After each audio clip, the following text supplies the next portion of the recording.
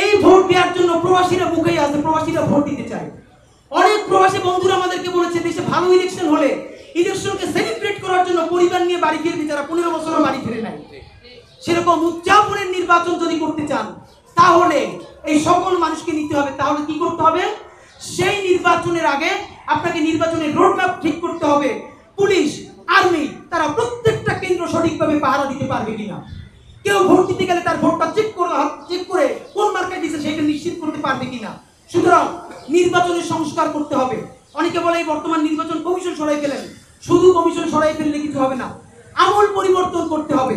এই কথা বলে আপনাদেরকে শুধু মনে করাই দিলাম, যদি নির্বাচন কোনো ধরনের বিচার এবং মৌলিক সংস্কার ছাড়াই নির্বাচন করা হয় এবং ডক্টর ইউনূস সাহেব যদি সেই নির্বাচনকালীন সরকারের দায়িত্ব পালন করেন, তাকে বলা হয়েছে বিএনপি তাকে সরকারে আসলে তাকে হয়তো রাষ্ট্রপতি বানাবেন। আমরা অ্যাপ্রিসিয়েট করি। ডক্টর ইউনূসের মতো একটা অ্যাসেট বাংলাদেশের পক্ষে কাজ করুক, এটা সবার জন্য সম্মাননা। কিন্তু সেটা যদি নির্বাচনের আগে বিচার না করে, নির্বাচনের আগে যদি সংস্কার, মৌলিক সংস্কার না করে আপনি বিএনপির সাথে এই কথা বলে তাদের সাথে যোগ দিয়ে নির্বাচনকালীন দায়িত্ব পালন করেন, যেভাবে মাথার তাজ বানিয়ে রেখেছিলাম, আমরাই আপনাকে ইতিহাসের শ্রেষ্ঠতম গাদ্দার ঘোষণা করবো। মনে রাখবেন, আপনার জীবনে কোনো কিছুর প্রাপ্তির অভাব নাই।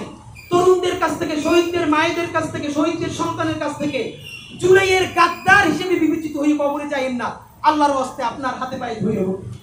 বিএনপির ভাইয়েরা, যেই শহীদ জিয়া বাকশালের পর নতুন গণতন্ত্র ফিরে আনছে, যেই খালেদা জিয়া 91-তে শুধু ভারত বাংলাদেশ নিয়ে যাবে এই সত্য কথা বইলা তুমুল ভোটে নির্বাচিত হয়েছে, সেই জিয়ার দল, সেই খালেদা জিয়ার দল বিএনপি আজকে সংস্কারের পক্ষে যদি কথা না বলে, আজকে বিচারের পক্ষে বড় মিছিলটা না করে, তাহলে আমরা সেই বিএনপিকে বলতে চাই, মনে রাখেন অভ্যুত্থান শুরু হয়েছে, অভ্যুত্থান শেষ হয় না।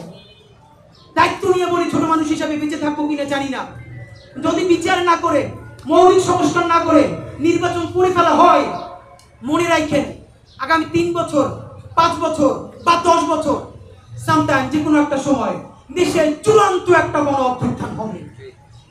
সেই গণ অভ্যুত্থানের নেতৃত্ব দিবে এই হাজার হাজার শহীদের বাবা মায়েরা, আহত যোদ্ধারা এবং আমাদের মতো যাদের হৃদয় রক্তক্ষরণ হয়েছে কোটি কোটি জনগণ, যারা বিএনপিও করে না, জামাতও করে না, কোনো দল করে না, তারা খালি বাংলাদেশ করে।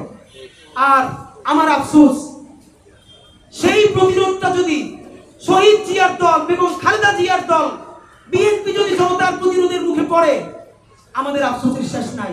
বিএনপি পায়ে ধরে বলি, জনতার প্রতিরোধের মুখের শিকার হইয়েন না। আওয়ামী লীগের চেয়ে বেশি শক্তি কোনোদিন বিএনপির নাই। বিএনপির শক্তি খালি মানুষের ভালোবাসা। সেই আওয়ামী লীগ বাংলাদেশে টিকিত থাকতে পারে নাই, পালাইছে। আজকে যদি সেই আওয়ামী লীগকে পুনর্বাসন করে ভারতের প্রেসক্রিপশনে আর একটা ছোট বিএনপি, আর একটা ছোট আওয়ামী লীগ হয়ে ওঠে, স্বেচ্ছাসেবক দল এর কোন নেতা যদি একজন 14 বছরের কিশোরীকে বিয়ে করতে না দেওয়ার কারণে যদি তার বাবা মা অথবা তার আত্মীয়কে হত্যা করার সাহস পায়, সেই বিএনপিকেও প্রতিরোধ করতে যদি আমাদের জীবন চায়, আমরা পিছপা হব না ইনশাআল্লাহ।